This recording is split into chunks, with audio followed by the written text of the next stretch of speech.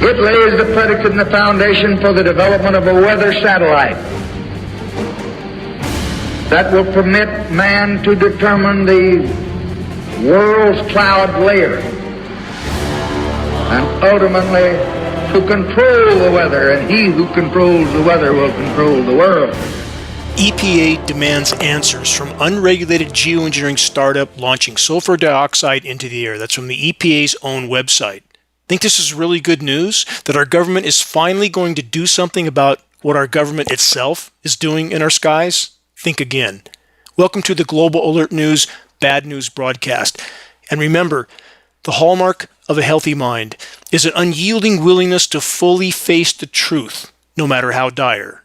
Breaking bad news headlines coming. First, this. The EPA report continues. Quote, the idea that individuals supported by venture capitalists are putting criteria air pollutants into the air to sell, quote, cooling credits shows how climate extremism, really, if you're worried about the climate, you're a climate extremist just because the planet is completely imploding and species extinction list is off the scale. They continue, has overtaken common sense.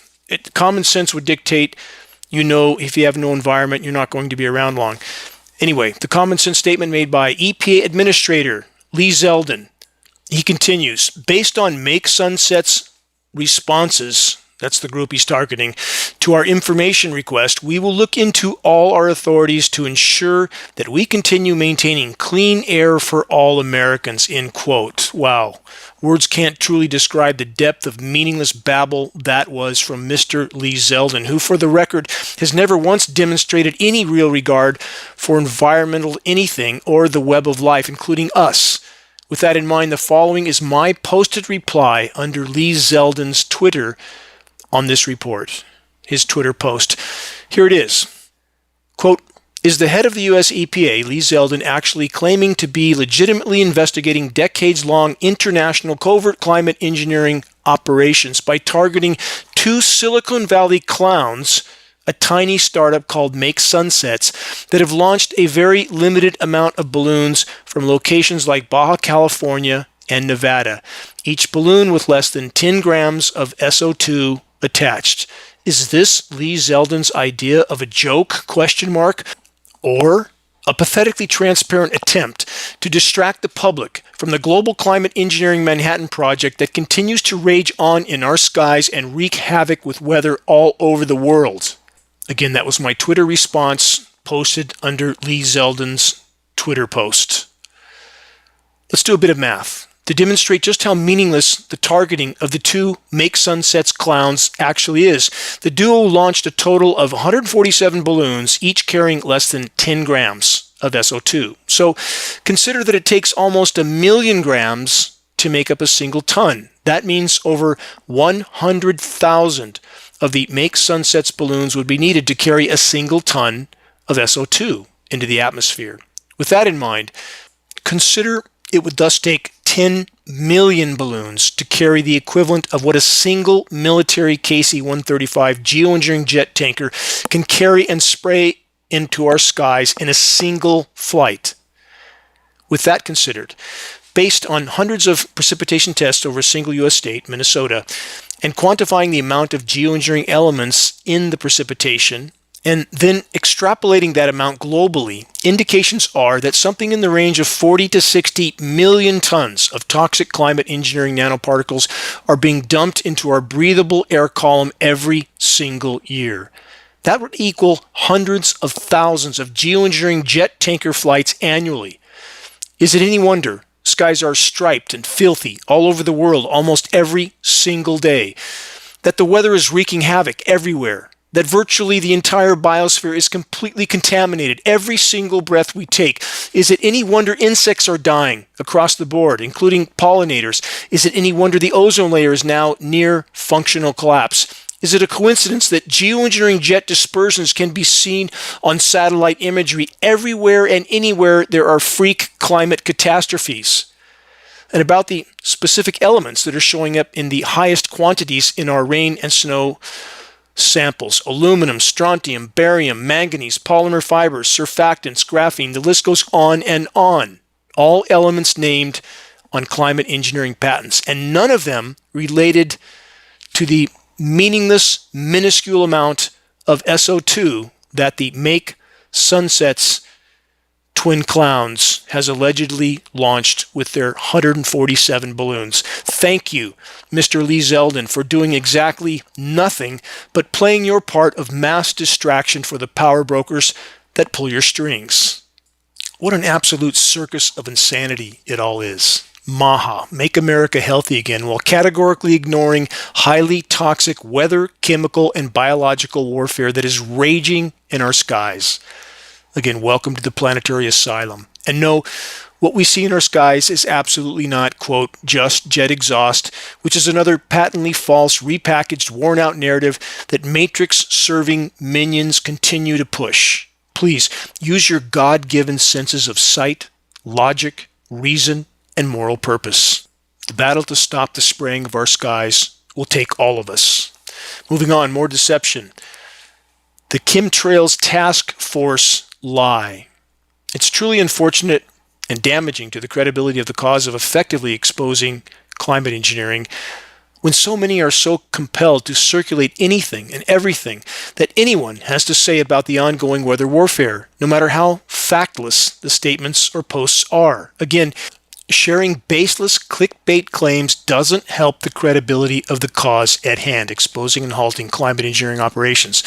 So, where are the facts to back up the claim of, quote, chemtrails task force established? Still haven't seen any facts to back that up. Just former carbon fuel industry insider and new head of the EPA, no conflict of interest there, Lee Zeldin, pretending to investigate climate engineering by targeting the 2 balloon launching clowns from Silicon Valley. If it isn't clear yet, there has so far been zero meaningful effort on the part of any government, anyone, to actually address the climate engineering assault, nor should we expect otherwise. Time to wake up and look up. If this fight is going to be moved forward, it's up to us. Here's another tidbit of climate engineering denial from the online AI overview. Wonder who controls that. Just in case you might have suspected climate engineering operations were being conducted from, say, Diego Garcia, the Matrix wants you to know it isn't so. Here it is, AI overview. Quote, Diego Garcia, a British Indian Ocean territory, is home to a U.S. military base, the Navy Support Facility Diego Garcia, which plays a role in the military operations, but is not a site for active geoengineering operations. They continue. The island's primary function is as a satellite tracking station and a strategic location for military deployments. Again, they say not for large-scale climate modification techniques and operations. The AI report then says this, geoengineering, while Diego Garcia is a strategically important military base, there's no evidence or indication that it's being used for large-scale geoengineering activities like stratospheric aerosol injection or solar geoengineering. Wow, they really drove that point home, didn't they? Nothing to see here. Move along. So what happens once the ongoing weather warfare wipes out what's left of the planet's life support systems? From the New York Times, this, Americans are preparing for when all hell breaks loose. That's their headline from the report. Once thought of as a fringe mindset, the prepared citizen movement is gaining traction in a world shaped by war, the pandemic, and extreme weather. Oh, and let's not forget weather, chemical, and biological warfare in our skies. Here's what happens. Mad Max in real life, coming soon to your neighborhood. Wait and see. And for all the preppers that still think guns and gold will save them, good luck with that. If we have any chance, it can only come from standing up and speaking truth to power now. Tomorrow will be too late. About the planetary Ponzi scheme of financial everything from the UK Daily Mail. Panic as homebuyers bail in droves, as realtors reveal how they're waiting for a crash as big as 2008. Just the beginning. No functional and living environment, no people, simple. Next, more on Lee Zeldin's EPA pretending to fight climate engineering while virtually gutting any form of environmental protection. If you think Zeldin and his club of handlers are going to do anything to even expose climate engineering, let alone to stop it, Think again. From ProPublica.org, EPA plans to stop collecting greenhouse gas emissions data from most polluters. From that report, climate experts express shock and dismay at the move. It would be a bit like unplugging the equipment that monitors the vital signs of a patient that is critically ill, one said. These climate experts could look in the mirror and ask themselves why they haven't shown the courage to acknowledge the climate engineering elephant in this equation as well, can't they? The report then states the Environmental Protection Agency is planning to eliminate long-standing requirements for polluters to collect and report their emissions of the heat-trapping gases that cause climate change. And do you think they're going to actually report the pollution from climate engineering? Again, when they're doing this, really? They then say the move ordered by a Trump administration appointee, Lee Zeldin, again, would affect thousands of industry facilities across the country, including oil refineries, power plants, and coal mines, as well as those that make petrochemicals, cement, glass, iron, steel, and other elements, according to documents reviewed by ProPublica. They continue. The agency announced last month that it was, quote, reconsidering the greenhouse gas reporting program. You think their air particulate reporting is any better than this? They're gutting all of it. They state in a little notice press release issued when the EPA sent out 24 bulletins as it celebrated, quote, the most consequential day of deregulation in U.S. history. This means hide everything, including climate engineering. EPA Administrator Lee Zeldin described the reporting program as, quote, burdensome. Zeldin also claimed that the program cost American businesses and manufacturing millions of dollars, hurting small businesses and the ability to achieve the, quote, American dream. Well, there it is. We can all chase the proverbial American dream on a soon-to-be lifeless ball of rock spinning through the harsh expanse of space, aka dead planet. Final excerpt from this report. The EPA's Office of Air and Radiation instructed staff to draft a rule that would eliminate reporting requirements for 40 of 41 sectors that are now required to submit data, including air pollution. You can't disclose what you're not even looking for, can you? Yes, Mr. Zeldin, making America healthy again by eliminating any and all monitoring of just how toxic everything actually is. Just another chapter from the planetary asylum. Moving on, in regard to our toxic air. From Newsweek, warning issued to Mount Rushmore tourists. From that report, tourists visiting Mount Rushmore should be aware that a wide stretch of the Great Plains, encompassing parts of western South Dakota and north central Nebraska, is experiencing unhealthy air quality conditions according to the U.S. Environmental Protection Agency. And we know they care so much about us, right? They continue. The poor air quality warnings coincide with red flag warnings issued by the National Weather Service for parts of South Dakota and Nebraska, though a connection between the two, if any, was not clear. It's not clear when you don't look up and observe what's being dumped in your skies, is it? Newsweek then states the primary pollutant in the area is PM 2.5. PM 2.5 particles can originate from various sources, including vehicle emission, smoke, or dust. And never mind the geoengineering jet flying overhead, dumping 100-ton payloads of toxic climate engineering nanoparticles, which, by the way, go completely under the radar because they are far smaller than any official agency tests for, and that's not an accident. So this mountain of the most toxic pollutants goes unreported. Even so, this report states the PM2.5 concentrations in this area is 14 times higher than the World Health Organization annual PM2.5 guideline value. That doesn't sound good, does it? Now let's add the mountain of nanoparticles. It's a wonder any of us are able to walk and talk. And it is no wonder that our insects are gone, our waters are poisoned, our crops are failing, our forests are dying. No wonder. Toxic everything. Also from Newsweek, this Coachella warning issued as people told to limit outdoor activity. Same reason. Toxic air. It's everywhere. They only report in some regions, but it's everywhere. From livescience.com, unexpected side effects of climate change. Let's continue with this report. From shrinking goats to a dimmer Earth. Here are some of the lesser known impacts of rising global temperatures. Dimmer Earth is a result of climate change. How about dimmer Earth as a result of global dimming, which is the primary objective of climate intervention operations like solar radiation management, stratospheric aerosol injection, cloud albedo enhancement? What's wrong with our species, and how come so many so-called experts have not an ounce of courage or honor? None. From BBC, climate change is supercharging pollen and making allergies worse. And again, never mind the mountain, literally tens of millions of tons of toxic, most damaging of all, nanoparticles. You can fit up to 100,000 across the width of a single human hair. The smaller the particle, the more damaging they are. Not to mention the types of particles, even worse. How many have heard of thunderstorm asthma, something that has hit numerous countries around the globe, never existed in the historical past? We had emergency rooms packed in some regions of Australia in past events of, quote, thunderstorm asthma. They make it up as they go.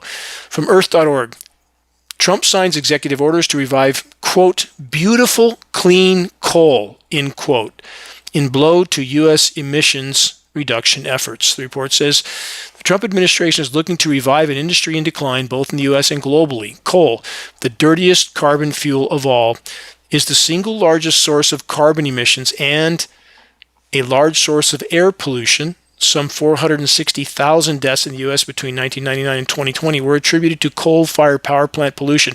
How do we know how many deaths occurred from the ongoing climate engineering aerosol dispersing operations that is the largest single source of the most deadly and damaging particle pollution of all? Unreported. I spoke in front of California Air Resources Board, in front of a room full of farmers, and made that board admit they don't care how much climate engineering operations dump into our skies because it's not in their jurisdiction. None of their concern, according to them. That's the world we live in. Let's add this from phys.org. Satellites underestimate power plant CO2 emissions by 70%, study reveals. Let's stop there for a moment. What a surprise. Who could have possibly imagined that pollution is being underreported? How many people know that, based on peer-reviewed study, that the nuclear detonations in Nevada that were not disclosed to the American public were later responsible for no less than 500,000 deaths of Americans from the downwind fallout? How many Americans know that?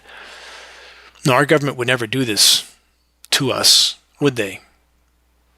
They already have in so many ways that we could never begin to quantify or document it. Welcome to the Orwellian planetary Truman Show.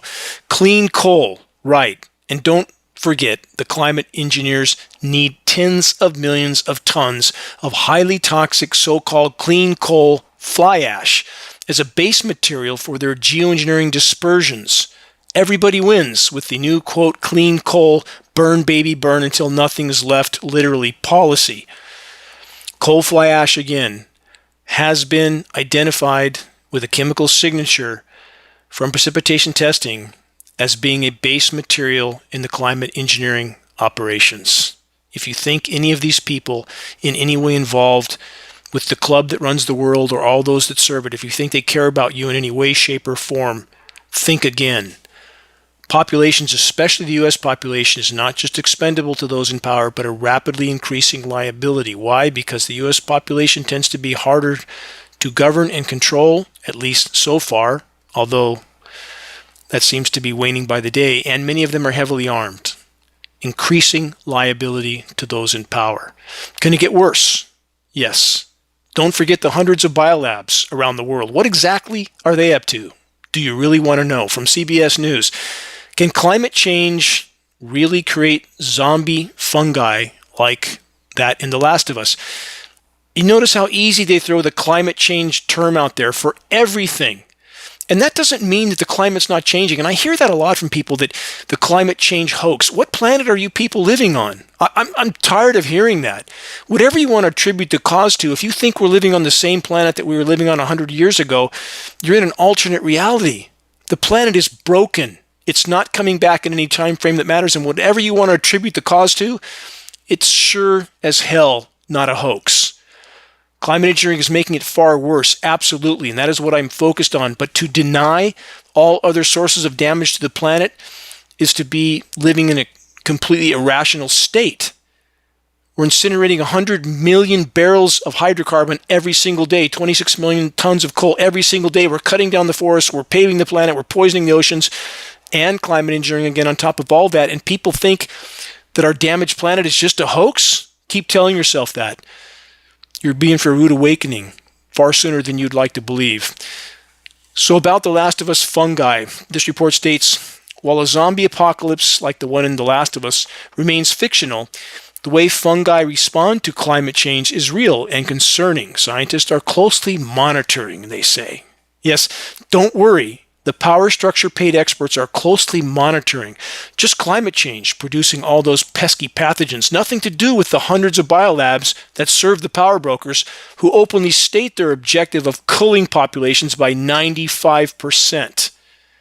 Never mind our climate engineering nanoparticle-filled skies, which are a massive breeding ground for fungal everything, and our toxic rain, which has all but exterminated beneficial soil microbiome, and now fungal everything is taking over on that front as well. On that note of good cheer from WGRZ.com, why have millions of fish washed up on the Lake Erie shoreline? Question mark. Do we see this on mainstream media that's showing us scripted political idiocy day in and day out, or some other plucked out of a basket drama that they elaborate on for half hour at a time while ignoring the fact, oh yeah, the whole planet's imploding around us and climate engineering is raging in our skies? Millions of fish, Lake Erie shoreline. And that's a tiny snapshot of the die-off everywhere around the world. If you like fish, it's all toxic, but never mind that fact. Still not going to be any left very soon, ocean or freshwater. More random bad news breaking headlines from BloombergLaw.com. You will be much hotter, dirtier, and poorer. They're talking about, of course, somewhere off in the future. And don't worry about that headline at all. If the human race remains on the current course, no one will be here for much longer. And yes, you can quote me on that. Statistically, this is an inarguable fact. If we remain on the current course, no one will be here much longer. And that doesn't mean centuries. It doesn't mean decades.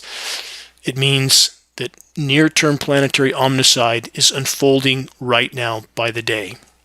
So what will it take to fix our looming extinction conundrum? More deregulation, of course. What else?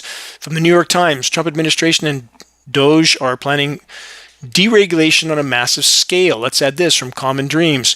Outrage as Trump administration blows up Endangered Species Act protection by redefining one word. Let's dig into this a little further. Under the proposals from the U.S. Fish and Wildlife Service and the National Oceanic and Atmospheric Administration, habitat destruction, the leading driver of extinction, would not be considered, quote, harm anymore. This is total Orwellian nightmare in real life, not harm. You can loot, plunder, pillage, and pollute until nothing is left, literally, and it's not harmful. So say the manipulators of the Orwellian nightmare we now find ourselves sinking in. Was the other side of the orchestrated political divide any better? No, just less blatant. Let's recap that. The U.S. Fish and Wildlife Service and NOAA, National Oceanic and Atmospheric Administration, are now trying to convince us that habitat destruction isn't harmful. Again, no functional habitat, no humans. Simple. Reminder, 75% of global wildlife populations have disappeared in the last 40 years alone. That was from an already diminished population. 80 to 90% of insects gone right now, terrestrial and aquatic. Fish, 90% of pelagic fish populations, 90+%. The food fish, gone. All of it toxic, by the way. Plankton, according to peer-reviewed study, 90% gone from the Atlantic. Any one of these factors, extinction level scenario by itself, they're all combined. Keep that in mind. Is the writing on the wall clear yet? The wall that the human race is about to impact at terminal velocity? Moving on, from ionosphere heater-induced high-pressure heat domes to chemical ice nucleation cool-downs, the weather warfare rages on. From AccuWeather, Northeast, burst of warmth to be enjoyed early week, then springtime chill briefly returns. That report states residents across the Northeast will have to closely monitor temperatures from early to midweek, as the arrival of a new cold wave could potentially damage any early blooms and vegetation ahead of the Easter holiday. Surface chemical flash freeze again and again and again. They're wiping out agriculture in California. They've done it every single year for the last decade. Everything blooms and buds and then gets the chemical flash freeze and wipes it out. From AccuWeather, chilly changes coming to western U.S. following record challenging heat. The whiplash is getting worse by the day. What will it take to wake the masses up? We are circling the drain. And keep in mind these colliding air masses, as they're nucleating cloud moisture, and it creates a cold, dense surface air mass, and they collide that. Typically, the moisture migrating in from the Pacific is scattered, nucleated. That surface cold layer is then collided with manipulated moisture from the record warm Gulf of Mexico. And what's the result? A spawning ground for cyclonic rotations, aka tornadoes. Also the extreme hail, now the norm everywhere, all the time, not just in the US, all over the world, because the climate engineers are chemically nucleating every bit of cloud moisture they can to create short-term, highly toxic surface cooldowns at the cost of an even worse overall planetary heating. Next, from weathernation.com, fire weather, flood threat, and hot. That's their headline, right? Because all those conditions happening at the same time and in the same regions makes so much sense, right? It does when you consider climate engineering. From alaskanews.com, weather whiplash, from 2 record highs to 2 record snowfalls all over the world, the results of climate intervention operations. And that doesn't mean the planet's not damaged from other sources. I've never said that, and anybody who thinks that is not paying attention. It's simply to say that these radical swings, most especially directly attributed to weather warfare, and for that matter, climate anything at this point, cannot be separated from weather warfare climate engineering operations because they have tainted and derailed the entire system, period. From extremetemps.com, 2025 is breaking more heat records than 2024, but weather is being incredibly dynamic. That report says cold spells, nearly non-existent in 2024, are, quote, fighting back and keeping the global average temperature behind 2024. Think about this again. The New Orleans blizzard, Florida blizzard, what date did that happen? January 21st, 2021. What's significant about that date? Think January 20th. Think some change of the guard occurred, at least at face value, even though all of it, both sides of the aisle, controlled by those from behind the curtain. That date is significant, though, isn't it? January 21st, the massive all-out chemical ice nucleation assault was ramped up to levels never before seen, starting with the New Orleans and Florida blizzards, while it was above freezing and raining in Alaska, Greenland, Iceland, Siberia, and Moscow. Think about that. From freshplaza.com, frost wipes out Bulgarian fruit crops. No local supply expected. Wipes it out. And a planet that's in total meltdown at exactly the most vulnerable time these surface chemical flash freezes are being carried out. It's not an accident. This report says unusual snowfall and low temperatures have led to frostbite of fruit trees in Bulgaria. Fruit growers in central and northern Bulgaria report that the expected harvest may be compromised. Nothing left. In northeastern Bulgaria, apricot trees have been severely damaged. From agbi.com, another one. Frost and snow deal blow to Turkey's biggest export crops. Imagine that. Turkey's agricultural sector is reeling after much of the country was struck by hard frosts, damaging vital crops such as hazelnuts and apricots. Again, this is just samples of what's happening all over the globe, not nature. Climate engineering and chemical ice nucleation. From dawn.com, another one. Freak hailstorm upends life in Pakistan. Golf ball-sized hail damaged vehicles, solar panels, and gusts uproot trees. Trees that have had their root system damaged from the toxic rain already. Trees are tipping over everywhere for that exact reason. See it all over my forest. Large black oaks fall over because their roots are completely rotted away from the toxic rain over so many years. From Korea Daily, spring took a strange turn in Seoul on Saturday when the first mid-April snow since 1907 fell in the city, turning a day of cherry blossoms into one of icy roads and, again, damaged agriculture. Stick around. There's more. This from AccuWeather. Millions of trees snapped in half, over 10,000 without power, weeks after Michigan ice storm. Ice storm is chemical ice nucleating elements that hit the surface before they set up. That's why there's so many ice storms now. That's why you have the quote warm side to the quote winter storm and the cold side, because there's a transition zone of ice storm between those two extremes as the chemical ice nucleating elements again are reaching the surface before setting up. Catastrophic damage in Michigan. You have to see these photos to believe it. It looks like a cyclone went through that forest. Virtually all of it snapped in half. This is not nature. What will it take to wake people up to what's being done to them? I don't have the words anymore. The ambivalence of so many in the population. From Bloomberg, Europe's hottest year, turbocharged extreme weather across the region. There's something else turbocharging extreme weather. Look up. Speak out while you can. From Politico.eu, spring drought threatens Europe's farms and rivers. The early drought spells trouble for supply chains and farmers, with potential knock-on effects for industry, trade, and global food security, adding to the economic turmoil triggered by the Trump administration's erratic tariff announcements. Flash drought, flash flood, flash freeze, flash hailstorms, all of it hitting so many agricultural regions. Think that's just nature? Think again. From the UK Guardian, chaos in China as cold vortex from Mongolia brings strongest April winds in decades. Flights canceled, train services suspended, and tourist attractions closed. Weather warfare around the world. And yes, they're all colluding and cooperating on this, by the way. It's interesting how Americans want to blame China for the weather warfare over the U.S. What an incredibly naive notion that is. All major powers colluding and cooperating behind the curtain. We have documents to prove this. Geoengineeringwatch.org document section, one of them, 800-page U.S. Senate document from 1978, specifically describing the intergovernmental cooperation between, quote, otherwise adversarial nations in regard to climate engineering. This is absolutely what's going on. Same thing happened with the recent medical problems we had, isn't it? And the pathogens that came from, well, we all know where.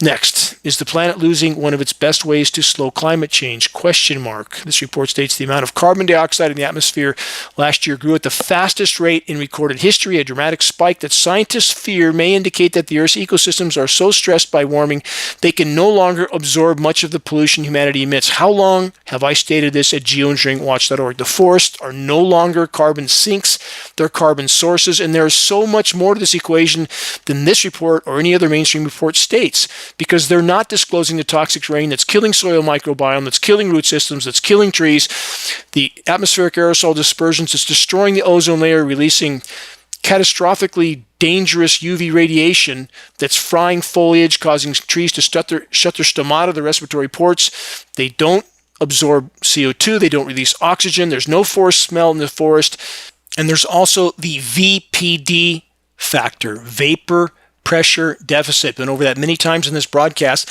The desiccant climate engineering particles are altering atmospheric RH, relative humidity, and when there's not enough humidity in the air, add the UV on top of that, again, the respiration stops. From crops to trees, it stops. And let's not forget photosynthesis stops at 104 degrees, tapers down very quickly even before that, and nighttime lows, the low temperatures are rising twice as fast as daytime highs, not cooling off at night. That slows everything down with plant growth across the board. It's converging from every direction. Cascading collapse. From extremetemps.com, on April 12th, regions of China encountered the strongest sandstorms in meteorological records. We don't see any of this on U.S. Matrix Media. From the UK Guardian, Australia's beloved gum trees are dying. If they can't survive, how can we? Question mark. Good question. Answer is simple. We won't survive. And I love these trees. I grew up around huge blue gum eucalyptus trees. I love those trees. Trees with 5 and 6 foot thick trunks. This is in Rancho Cucamonga, Southern California, Upland, California. And to know they're dying in their native land is heartbreaking to me. But then everything's dying, isn't it? Everything. Fir trees, Northern California, the most predominant tree, and in fact, North American western forests. And they are all in some stage of decline or death. All of them. Peer-reviewed study to prove it. From the UK Guardian, parched waterways, dead fish, and trees ready to give up. Historic big dry grips South Australia. The land down under imploding. Everywhere it's imploding. From MSM, scientists sound alarm on disturbing phenomenon emerging in the Arctic. Wide-ranging ramifications from that report as the Atlantic waters move further into the Arctic, a phenomenon known as Atlantification. They are bringing increasingly warm and salty waters, which is driving seamelt and altering the Siberian Arctic environment. Again, for the entire length of geoengineeringwatch.org, I've stated climate engineering, altering upper-level wind currents, That's altering ocean currents. Now we have warm water pumping into the Arctic, and that's thawing seabed methane, and that is an existential threat. On that note, let's add this from agencybrazil.com. Climate crisis could cause new mass extinction, says researcher. Really? Could, may, might? No, we are neck deep in the sixth mass extinction on planet Earth. This one worse than all those before it because it's happening literally hundreds of times faster, which makes it equally worse. So, the headline, climate crisis could cause new mass extinction, falls unimaginably short of how dire our situation actually is. It is very possible, if not very likely, that there will be a blue ocean event in the Arctic by the end of summer 2025. The loss of summer sea ice means the loss of reflectivity, albedo. Translation, exponential Arctic ocean warming, mass seabed methane release, different planet, in the worst ways imaginable, with climate engineering further fueling all of it, on top of an endless list of additional highly destructive human activities. Man has been a horrific caretaker of creation. The reckoning is coming fast. If we have any chance of turning the tide, the effort will take all of us. You're listening to the weekly installment of Global Alert News, the Bad News Broadcast, installment number 506, April 19th, 2025. This is Dane Wigington, your host. Global Alert News is brought to you by Geoengineeringwatch.org, the largest and most visited website in the world on the subject of climate intervention operations known as geoengineering. Global Alert News is aired on numerous AM and FM stations around the country. If any radio station near you is willing to air the GAN broadcast in order to inform their listeners of what Matrix Media won't mention, have them contact us at admin@geoengineeringwatch.org. We will grant them access to our weekly broadcast for free, of course. Recordings of the commercial-free, non-political Global Alert News Hour broadcast can be found on the homepage of geoengineeringwatch.org under the recent column and on the Dane Wigington YouTube channel. If you're on an email list, please put us on your email contact book so that our mailouts don't go to the spam files. Please help us to share the groundbreaking documentary, The Dimming, which fully exposes the climate engineering atrocities, closing in on 26 million views now. The best way to share, circulate the direct link to The Dimming by email directly from the homepage of geoengineeringwatch.org. Again, sharing directly helps us to overcome social media censorship. When viewing our YouTube of The Dimming or Global Alert News or any other Geoengineering Watch video on YouTube, please subscribe, share, and comment, all of which helps us to circulate critically important data to a much wider audience about reaching those that still aren't looking up.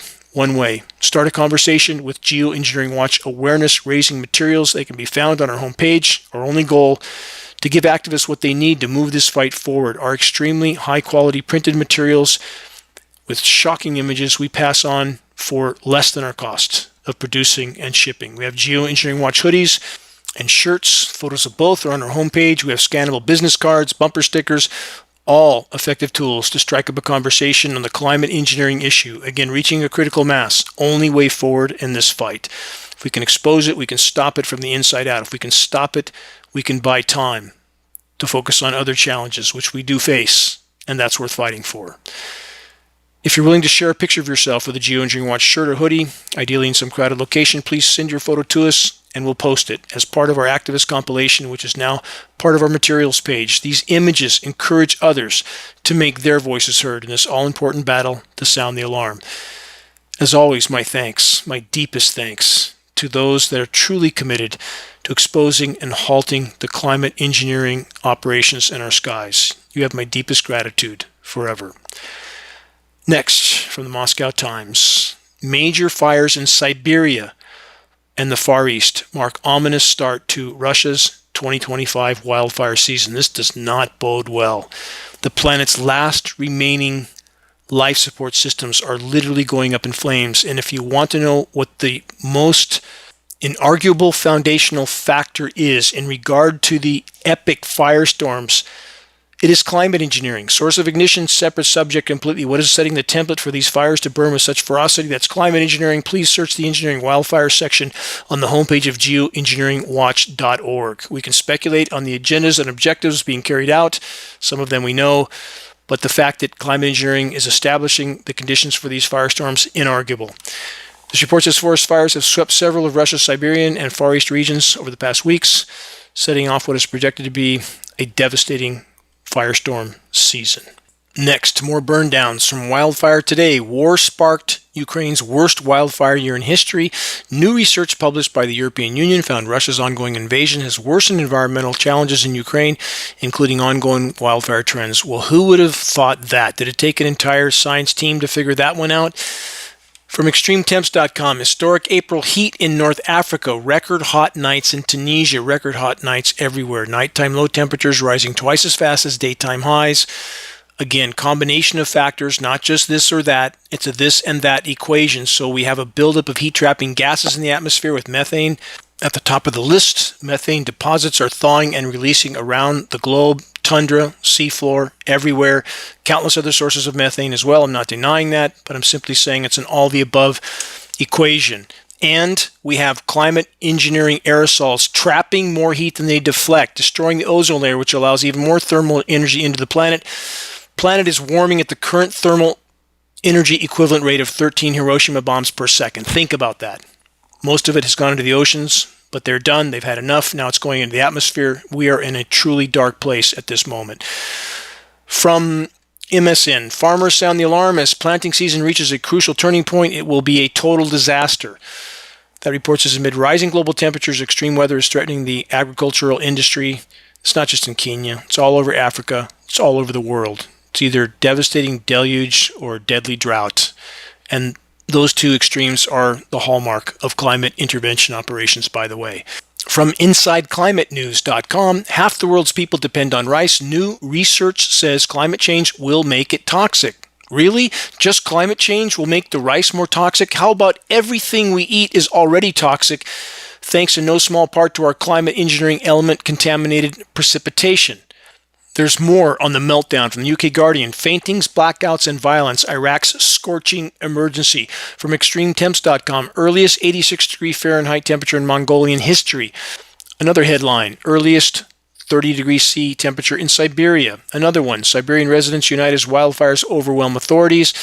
Next headline, extraordinary event in Australia, 105 degrees Fahrenheit in the southern coast. Records are being pulverized all over Oceania, the report states. Climate history is being rewritten. And when it gets so hot that even the cactus are dying, you know you have a problem. From Fox News, saguaro cactus under threat. Arizona's warmer summers, they're not warmer, they're hellish. Stress iconic plants, making them susceptible to disease. They are dying rapidly. Heat and drought are taking a toll on Arizona's iconic saguaro cactus. Corpses of the giant cacti can be found across the state. Concerned by the current heat pattern we're in, scientists are thinking ahead, committed to the replacing of what the heat has already killed off. Really, if the existing specimens can't survive, what makes them think planting more will do any good? Because it is only going to get hotter faster than most dare to imagine. And in the misguided attempt to mask what is unfolding from the public, climate engineering operations are only further fueling the overall fire. So what now? What's the bottom line? From collapseofindustrializedcivilization.org. Philosophical reflections on predicting the future in an age of existential threats. Picture a clock melting into a puddle of its own gears, each tick drowned out by a flood of sirens and fire alarms. This is our reality, a world where the future isn't just uncertain, it's expiring. Ponder that for a moment. From societal to governmental insanity to total global ecological collapse on every front, what we collectively face, what is unfolding by the day, isn't just a bump in the road, it's the end of what has been. We, the human race, have traded constellation charts and sacrificial altars for climate models and computer forecasts, offering a front row seat to our own funeral. The paradox? The more data we uncover about tomorrow, the less we trust it to exist. Once humans etched hopes into cave walls and cathedrals, but now we doom scroll through heat maps of burning continents, simulations of societal collapse, and videos of melting glaciers calving into the oceans. Knowledge, once a torch, has become a noose. We're trapped in what philosopher Franco Berardi calls the slow cancellation of the future, where foresight doesn't empower, it strangles. This isn't mere pessimism, it's a mutation of hopelessness unique to our age, living as if the apocalypse is a foregone conclusion. Time itself feels terminal, a patient on life support that we're asked to euthanize with every flight booked, every plastic straw used, every hamburger eaten, and throw away disposable when done everything. How do you make meaning when the horizon is a wall and living in the last days is not a possibility, but a certainty? How do we navigate existence when time itself feels terminal? And above it all, our skies continue to be blotted out by the ongoing and accelerating climate engineering, toxic aerosol spraying operations contaminating every breath we take. About the evolutionary and existential roots of future consciousness, from the dawn of humanity, survival hinged on anticipating threats, predicting droughts, avoiding predators, and navigating social strife. Cognitive scientists trace our obsession with the future to this early evolutionary crucible of time. Those who could simulate hypothetical scenarios, a form of mental time travel, gained an edge, transforming Homo sapiens into Earth's ultimate strategists. This ability to project ourselves forward isn't just practical, but woven into the fabric of what makes us human. Yet this gift is also a burden, a curse. Philosopher Martin Heidegger framed our relationship with time as fundamentally existential. In his writings, Being and Time, he argued that human existence is defined by what he termed being toward death. Translation, our awareness of mortality forces us to grapple with life's finitude. Far from morbid, Heidegger saw this anxiety as liberating, a confrontation with not yet, that compels us to shape meaning when we fret about climate, environmental, and societal collapse or personal purpose. We're not irrational, we're exercising what he called freedom toward possibility. Here lies the paradox. Foresight evolved to ensure survival, yet it also traps us in a labyrinth of existential dread. Psychologist Ernest Becker, in his Pulitzer-winning The Denial of Death, posited that humans buffer this terror by constructing cultural immortality projects, religions, art, empires, even the quest for legacy in order to outwit oblivion. Similarly, fixating on dystopian futures isn't mere pessimism, it's an attempt to tame the chaos, transforming paralyzing uncertainty into a narrative we can confront, however flawed that narrative may be. In essence, our brains are time machines, oscillating between survivalist calculation and metaphysical vertigo. The same cognitive machinery that built civilizations also leaves us uniquely vulnerable to the weight of what might come. We are creatures of anticipation, forever balancing on a tightrope between ingenuity and anguish. We live in an age of compounding crises, climate tipping points, biodiversity collapse, and pandemics that circle the globe in weeks. The future no longer feels like a horizon, it looms like a storm. How do we confront a world that seems to be writing its own epitaph? Modern philosophers from the mid-20th century till today have wrestled with this question, probing the tension between taking action and total despair. Regarding stewardship in the age of vanishing tomorrows, picture a hiker standing on the edge of a melting glacier. The ice groans as it retreats, a sound like the earth itself is sighing in anguish. This is the haunting stage of the Anthropocene epoch, aka the Age of Man, where Heidegger's being toward death perspective morphs from personal mortality to planetary mortality. For Heidegger, anxiety about our individual end was a clarion call to live authentically, to craft meaning before the void. But now, today, the void has expanded. It's no longer just our own death we dread, but the death of wildlife, forests, coral reefs, and whole oceans, of ice caps, and of civilizations. The existential question shifts. How do we live authentically when the world itself feels terminal? Heidegger's philosophy, rooted in the the 20th century's industrial explosion, never grappled with the scale of collapse we now face. His focus on individual choice, choosing your own most possibility, even in the shadow of death, feels quaint, even myopic, when confronted with systems unraveling faster than any single life can span. Enter Hans Jonas, a philosopher who picked up Heidegger's torch and carried it into the storm. In the 1970s, as the Cold War's nuclear specter loomed, Jonas warned that humanity had become, quote, a Prometheus unbound, wielding godlike technological power, but without godlike wisdom. What was Hans Jonas's response? A, quote, imperative of responsibility. Translation, act so that the effects of your actions do not destroy the possibility of future life. Where Heidegger fixated on the individual's confrontation with finitude, Jonas demanded we stretch our ethics across millennia. Imagine a relay race where the baton is the fate of humanity itself. Jonas insists we run our leg of the race as if the next runner's survival depends on our grip.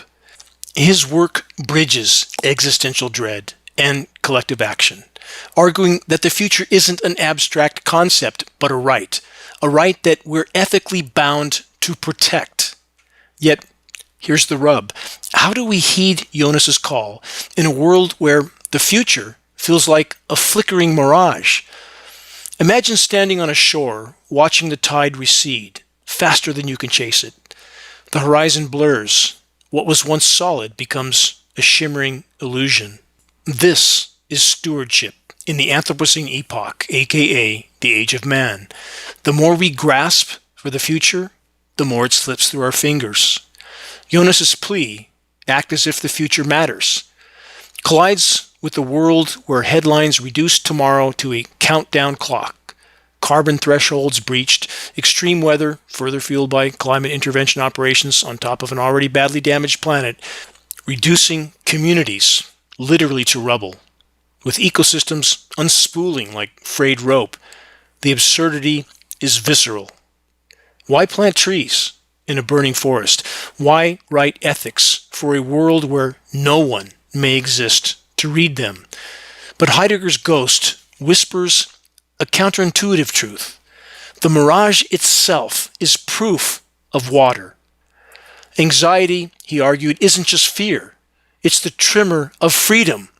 Dread is the shadow cast by our angst, and agency a reminder that we could act even if we feel powerless. Our collective despair over climate and environmental collapse exists because we know we've authored it. Remember and consider that those who wield the levers of power could not do so without the active or passive consent and support of the majority population. The very fact that we grieve futures not yet lost is evidence of our complicity and our capacity to intervene if we only choose to do so. This is the knife's edge that the philosopher Jonas asks us to walk, to feel the weight of responsibility while staring into the abyss of, quote, too late. To care for a future that may never arrive. It's like loving someone that's terminally ill. Do you withdraw to spare yourself the pain, or lean in and wrap your arms around them, knowing that your presence might be the only grace they will receive?